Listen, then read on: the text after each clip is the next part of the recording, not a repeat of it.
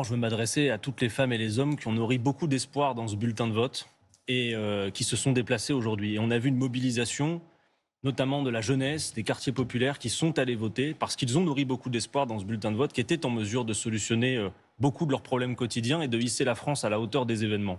Et je veux leur dire que même si le résultat de ce soir nous laisse à la porte du second tour, ce que nous avons constitué ensemble, ce bloc populaire, il est là. Il est là pour votre dignité. Vous avez le droit au respect.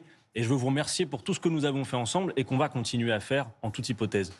Ensuite, une chose m'apparaît clairement ce soir, c'est que le pays, vous l'avez dit, il est en 3 blocs. Et donc la crise politique n'est absolument pas soldée. Il n'y a pas de majorité politique pour l'application du programme d'Emmanuel Macron. Et je crois que ce soir, son devoir, c'est d'en tenir compte.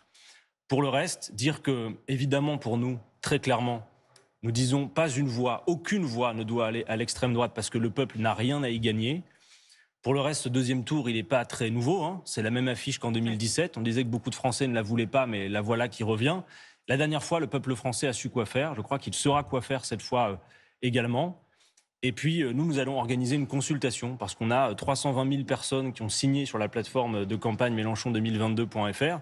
Évidemment, le vote d'extrême droite ne sera pas une option, mais nous allons interroger les gens sur ce qu'ils ont l'intention de faire pour ce second tour. Comme vous l'aviez fait en 2017. Exactement. Il a manqué peu de choses, en tout cas, une nouvelle fois. Voilà. Et moi, ce que je dis surtout, c'est que dans cette dernière ligne droite, nous avons constitué quelque chose d'important et d'important pour la suite. Et les femmes et les hommes qui ont saisi ce bulletin de vote aujourd'hui ont saisi plus qu'un bulletin de vote. Ils ont voté pour qu'on partage les richesses dans un pays où 5 milliardaires possèdent autant que 27 millions de personnes. On a eu un quinquennat qui vient d'être perdu pour le climat et le GIEC qui nous alerte, on n'a plus qu'une petite poignée d'années pour éviter le pire. On sait, compte tenu de la configuration de ce soir, que la solution ne va pas venir des deux protagonistes en l'espèce. Donc voilà, nous avons construit quelque chose qui est un point d'appui pour la suite, pour le peuple dans ce pays. Et je crois que c'est ce qui est compris ce soir, au vu du résultat, qui, il faut quand même le souligner, est exceptionnel et pour de beaucoup était inattendu. Et ce résultat, c'est le fruit d'un travail considérable et le fruit de tant d'efforts qui ont été concédés jusqu'au bout. Donc nous sommes là durablement. Et les batailles qui ont été entreprises, elles doivent perdurer, elles sont toujours là, puisque l'affiche de ce soir ne solutionne absolument rien des grands enjeux. C'est le bis repetita de 2017.